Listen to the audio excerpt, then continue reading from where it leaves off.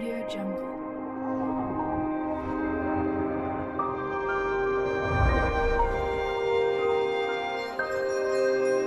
Audio Jungle. Hello বন্ধুরা, আসসালামু আলাইকুম। রকেট সাজেশনের ইউটিউব চ্যানেলে আপনাদের সবাইকে স্বাগত। বন্ধুরা, আশা করি সকলে ভালোই আছেন। আপনাদের দোয়ায় এবং আল্লাহর অশেষ মেহেরবানিতে আমরা অনেক ভালো আছি।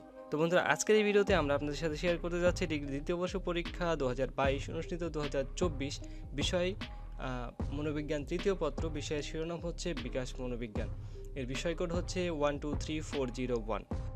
শেয়ার করার আগে একটি কথা বলিনি, যারা আমাদের চ্যানেলটি এখনও সাবস্ক্রাইব করেননি অনুগ্রহপূর্বক আমাদের চ্যানেলটি সাবস্ক্রাইব করবেন। ডিগ্রি, অনার্স, মাস্টার্স সহ জাতীয় বিশ্ববিদ্যালয়ের সকল পরীক্ষার রকেট স্পেশাল সাজেশন পেতে আমাদের স্ক্রিনে দেওয়া হোয়াটসঅ্যাপ নাম্বারে যোগাযোগ করে আপনার কাঙ্ক্ষিত পরীক্ষার সাজেশনটি সংগ্রহ করতে পারেন। তো বন্ধুরা, এই বিষয়টির কিছু গুরুত্বপূর্ণ প্রশ্ন আপনাদের সাথে শেয়ার করতে যাচ্ছি। তো বন্ধুরা, এর পূর্ণাঙ্গ সাজেশন পেতে ভিজিট করবেন আমাদের অফিসিয়াল ওয়েবসাইট rocketsuggestionbd.com। তো বন্ধুরা, আমরা শুরুতেই চলে যাব খ বিভাগের দিকে, অর্থাৎ সংক্ষিপ্ত প্রশ্নের দিকে। তো সংক্ষিপ্ত প্রশ্নের প্রথম প্রশ্নটি হচ্ছে 1. শৈশবে খেলার প্রয়োজন কেন? 2. শৈশবকালীন আবেগের 4টি বৈশিষ্ট্য লিখো। 3. শৈশবকালীন ভাষা বিকাশের স্তরগুলো বর্ণনা করো। 4. জীবনচক্রে নবজাত কালের গুরুত্বপূর্ণ কেন? 5. গর্ভকালীন পর্যায়ে শিশুর ওপর মায়ের আবেগের প্রভাব বর্ণনা করো। 6.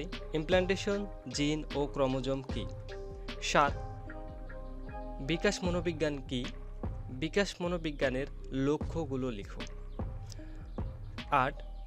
গর্ভধারণের পর্যায়সমূহ বর্ণনা করো। 9.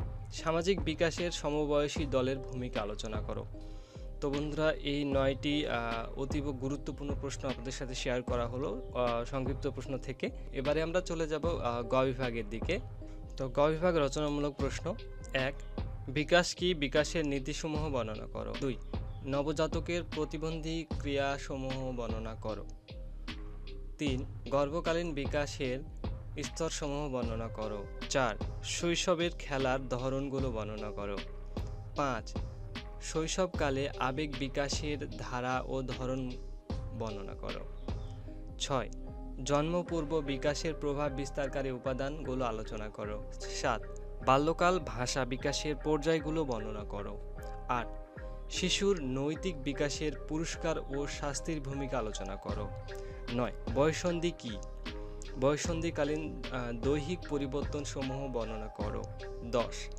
বিকাশ মনোবিজ্ঞানের ব্যবহৃত দীর্ঘস্থায়ী ও প্রস্থচ্ছেদ পদ্ধতি বর্ণনা করো, অথবা বিকাশ মনোবিজ্ঞানের ব্যবহৃত সাক্ষাৎকার পদ্ধতি বর্ণনা করো।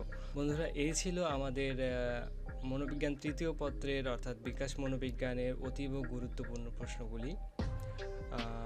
এর পূর্ণাঙ্গ সাজেশন পেতে ভিজিট করবেন আমাদের অফিসিয়াল ওয়েবসাইট rocketsuggestionbd.com। তো বন্ধুরা, আমাদের চ্যানেলটি সাবস্ক্রাইব করে সকলে আমাদের পাশেই থাকবেন এবং ভিডিওতে লাইক করবেন। সকলের দীর্ঘ এবং সুস্থ কামনা করে আজকের ভিডিও এখানে শেষ করছি। খোদা হাফেজ।